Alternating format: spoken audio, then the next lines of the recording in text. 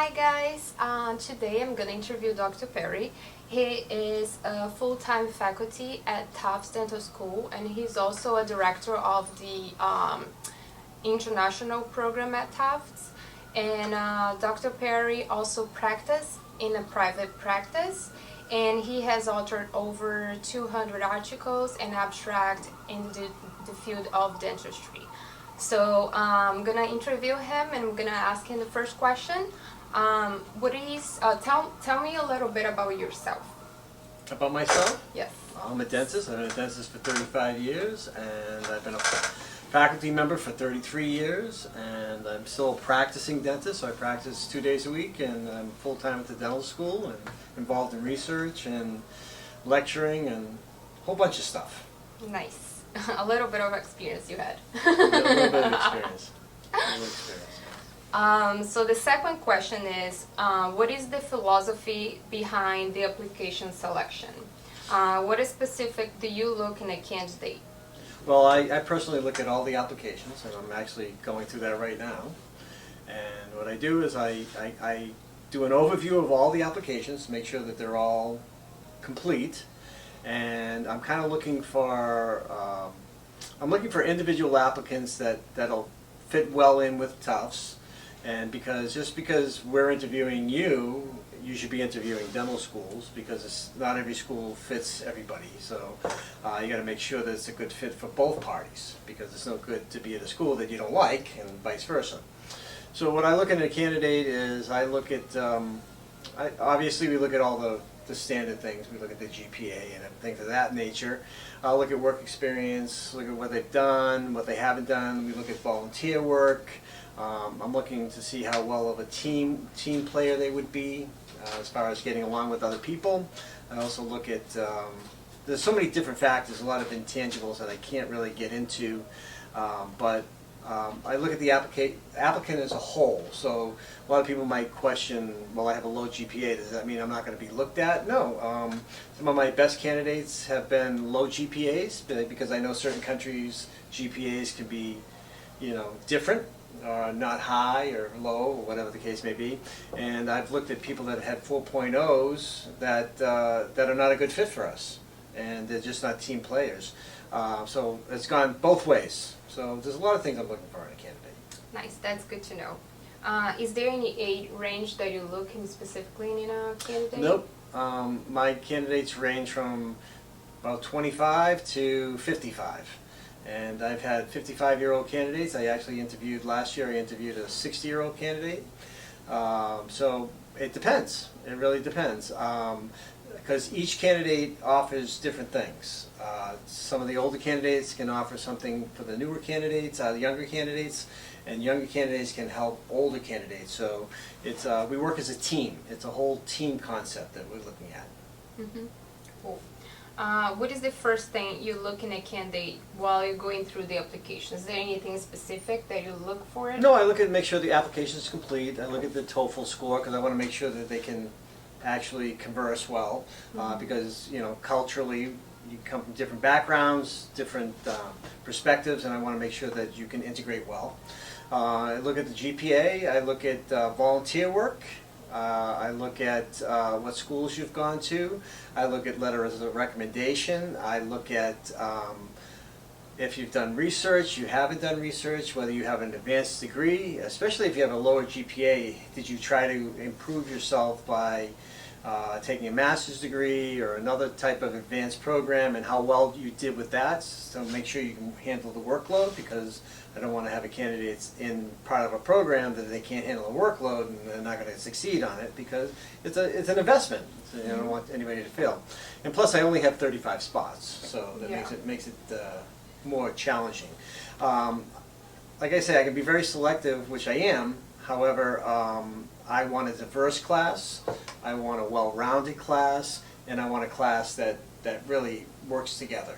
Mm-hmm. So I don't care whether you're from India, Pakistan, Brazil, Venezuela, Colombia, Africa, or wherever you may be. I want to make sure that you're going to work well with the other people, because if you're not, it's going to be a problem. That is true. And so the English level, so what is the cutoff for TOEFL? at Tufts? At Tufts, we cut it off at 90. 90. 90 or above. So if you can't hit 90 or above, I mean, there's certain criteria that we have, certain standards that we have to have. So the 90 in the TOEFL is, without a doubt, you have to have it, period. How about speaking wise? Because I know some people, they think that they understand English well, they can write well, but they're not as good as when they're speaking the language. So is there any issue for you when you get to know the person in the interview and the person doesn't sound as fluent or the English has a strong accent? Is that a problem? Well, the accent's not the problem. However, that's why I personally, I mean, a lot of schools don't do personal interviews. If you make it to the round of a personal interview, an invite to the school, then that's where I'm going to really make my final selection. That's where I'm going to interview you and find if you communicate well. Because it's not, I don't care how the accent is, that doesn't bother me at all. What I care about is, can you communicate with the patient? If you can't communicate with the patient, then I have a problem. So that could throw you out because you just can't communicate. Yeah. That makes sense. So you already answered that question. How many spots Tufts typically has, which is 35. How about INBD? How if the person like fails 2 times or 3 times, is that a problem? No, that doesn't really faze me. As long as it's showing me continuous improvement. As I say, I look at the scores, but the score doesn't define the person for me. I look at the scores and I look to see if they've improved themselves and how they're improving themselves. So if they're improving themselves, then I think I give everybody a fair shot. Unfortunately, I can't give, I mean, I have a lot of candidates that I'd like to give a fair shot to, and I can't because I just don't have enough spots. Yes, yes. That's nice. And especially this year because we've opened it up not only to having green card and U.S. citizenship, which it used to be. Now we're opening up to the H1, F1 visas and all that, so it's opening everything up. Which so. is great. Because I've been Which there is great and before. it's not great because it's more work for me now. So can you tell us a little bit about the routine in the Advanced Standing program? Yeah, it's a 29-month program, and the first 7 months is really intense. You are integrated with the regular dental students. So right now I'll be interviewing, well, I'm in the process of selecting and reviewing applications for the IS-27 class, which would start in January of 2025. So I'll be doing that, and so the routine is, so they come into school, and even before you guys get into school, what I do is I spend about 3 months with the candidates, and we set up different chat groups, and we make, remember what I said initially, I want a team. So I spent about 3 months forming a team. And the international class is a very unique class because we're a small knit group, but you all have strengths. So some of you are really good at Crown and Bridge, some of you are really good at operative, and some of you are really good with computers, some of you are good at languages, some are good with different things, and I want to find out where your strengths and weaknesses are so that you can help each other, because we do it as a team, and it's all the team concept, and it works very, very well. The class really enjoys that, they love that concept, and they get to know each other before they even come into the school. So by the time January comes about, I've already had you pretty much acclimated to how the dental school setting is going to be, all your paperwork's filled out, and then you would then process going through the classes. The classes are integrated with the regular dental students, and then you have some of your own separate classes only because of the class size, like maybe some of the preclinical workshops and things like that might be separate, but you're all integrated as far as testing and all the other things that go along with it. After the 7 months, then you're taking the exact same program as the regular dental students to finish up the rest of it. And most of that's in clinic. So you'd be doing some rotations through oral surgery and pedo and perio and things like that. Pretty much the last couple of years. Yeah, exactly. Nice. And the last one is, which advice would you give to someone who is applying now?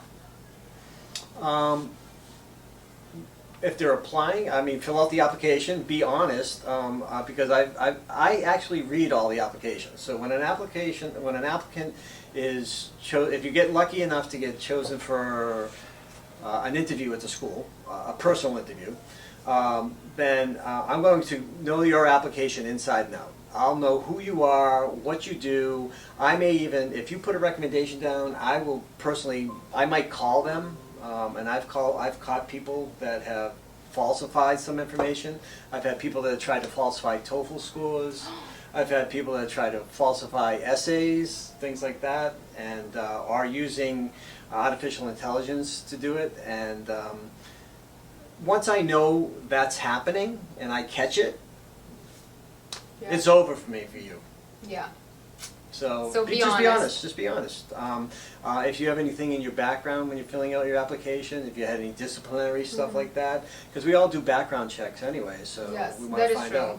And also, we don't want to state something that we can't support that we are. Exactly. So, Just be honest. I want you to be yourself. I want to find out who you are. I want to make sure that not only you're a good fit for Tufts, but if Tufts is a good fit for you, because not every school is a good fit for everybody. Some people like city schools, some people don't. Some people want smaller schools. We're the second largest dental school in the country, so oh wow. so we have about 240 students total, including the international students. So it's a big class, and some people get along with that. And the regular dental students and the international students, I've really kind of blended them together. They get along really well. They love each other because the regular dental students help the international help the regular dental students. It's really a community. It's kind of a family. We really create a family. That's what we're creating. Yes. But it's an interesting concept, and people really enjoy it. We have a lot of social clubs. I do a lot of extracurricular stuff with the students. I do learn the business aspect of dentistry, where I send the students out to offices for a week, and they learn how to work with the front desk, the back, with assistants, with hygienists. They work with dentists. They understand how billing goes, understand how a real dental office works. And you might say, well, I already know that, but you might know it from one office, but this is from different offices, and it's different. You can always learn something differently. I also do a lot of outreach programs where I teach the student how to volunteer, and we do. We're actually, next month I'm going to Tennessee, and I'm taking the largest class I've ever taken. I've taken 21 students this time, and we're going to see in a weekend, we'll see probably over 1,200 patients in a weekend, where we're doing extractions, fillings, cleanings, dentures, everything. So it's really, you're going to get That's nice. a one-on-one with that. But it can be an intense program.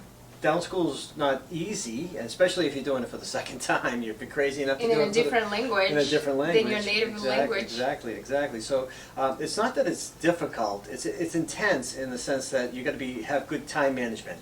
So if you're a crammer, it doesn't work that way. You can't go the night before and cram for it. It's cumulative, and we want you to really understand what things are going. So it's not only just graduating dental school. You got to keep in mind that the next step is what's life after dental school. So what I also offer the students is I bring in various attorneys, I bring in financial people, I bring in different DSOs, different dental practices, I bring in different entrepreneurs to tell you what your different options are, specialists, things of that nature, so that when you graduate, how to read a contract, what's in a contract, why it's important, how to negotiate. I still get students, as a matter of fact, before I did this interview, I just got someone's asking me to help them because they want to do open their own practice. So people keep in touch with me, and then I have a whole network of international students around the country. So whether you're going to practice in Massachusetts or whether you're going to practice out in California or Texas, it doesn't really matter. I'll have international students that will help you be successful. So the bottom line is, my job doesn't end at 29 months. My job keeps continuing. So it's not just graduating dental school, it's being successful afterwards, because the goal is to be a dentist in the United States. And I already know who I'm going to look for once I graduate. Thank you so much, Dr. You're Perry. welcome. I really appreciate it because as an international student, I know how hard it was to figure things out, and it works very different from my country. All we have to do is just go on a certain date, take a test, and pass. But here we gotta go through a bunch of different things that we don't really understand how it works. So we really appreciate your time. No, Thank you so much. My pleasure. Good luck, everybody. Thank you. Bye-bye.